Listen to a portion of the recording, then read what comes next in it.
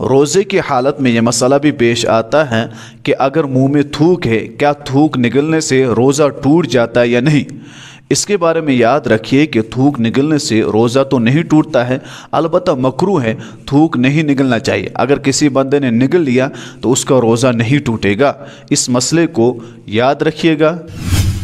پاک پیغمبر صلی اللہ علیہ وسلم نے فرمایا، غیر محرم کو ہاتھ لگانے سے بہتر ہے کہ اگر کوئی شخص آپ کے سر میں کیل ٹھوکے اس تکلیف کو برداشت کرنا، لیکن کسی غیر محرم کو ہاتھ مت لگانا، کیونکہ یہ ایک بہت بڑا گناہ ہے۔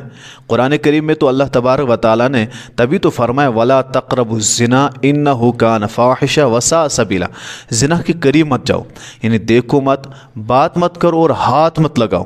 ذرا سوچو مسلمانوں، جو اسلام ہمیں ابتدا سے ہی روکے، چونکہ ہمیں اسلام کو فالو کرنا ہے، اسلام پر عمل کرنا ہے، اسی میں ہمارے لیے کامیابی ہے، اس لیے ہم پر لازم ہے، ضروری ہے ان گناہوں کو چھوڑے۔ اس وقت یہ برائی بہت عام ہو چکی ہے اور اس وقت اس کو گناہ سمجھا ہی نہیں جاتا۔ جب کہا جاتا ہے کہ گناہ ہے، کہتے نہیں ہمارا ارادہ ہے آگے نکاح کرنے کا۔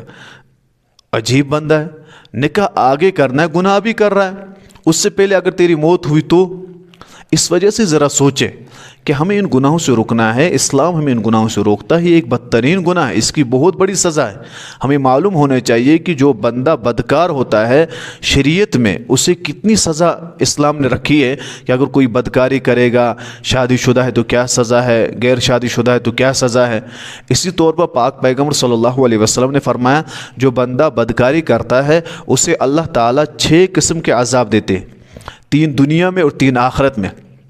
دنیا میں اللہ تبارک و تعالیٰ اس کا رزق تنگ کرتے ہیں، دوسرا عذاب اس کے چہرے سے نورانیت ختم ہوتی ہے، تیسرا عذاب لوگوں کے دلوں میں اس کی نفرت بیٹھ جاتی ہے، اور آخرت میں اللہ کا غضب ہوگا، حساب و کتاب سخت ہوگا، اور آخر میں اللہ تعالیٰ اسے جہنم میں ڈالیں گے۔ 6 قسم کے عذاب۔ اور سب سے آپ دیکھ سکتے ہیں اگر کوئی بندہ کسی غیر محرم کے ساتھ تعلق رکھتا ہے، پھر اگر وہ کسی چیز میں پریشان ہے، نوکریاں نہیں ملتی ہے، پڑھائی میں کمزور ہے، دوسری چیزوں میں اس کو کمزوری اور رکاوٹیں آ رہی ہیں، اس کی وجہ ہے کہ رزق تنگ ہے، اور تنگ اس وجہ سے کہ وہ ایک گناہ میں ملوث ہے۔ جب آپ اس چیز کو چھوڑیں گے تبھی تو آپ ترقیوں پر چڑھے گے، ترقیوں کی سیڑھیوں پر کامیاب ہوگے، ورنہ تو آپ ناکامی ہوں گے۔ اس وجہ سے ہم پر لازم اور ضروری ہے غیر محرم سے دور رہیں۔ آپ کو شادی کرنے نکاح کریں، آپ نکاح کے بعد اپنی بیوی سے محبت کریں، غیر محرم سے نہ کریں، ٹھیک ہے۔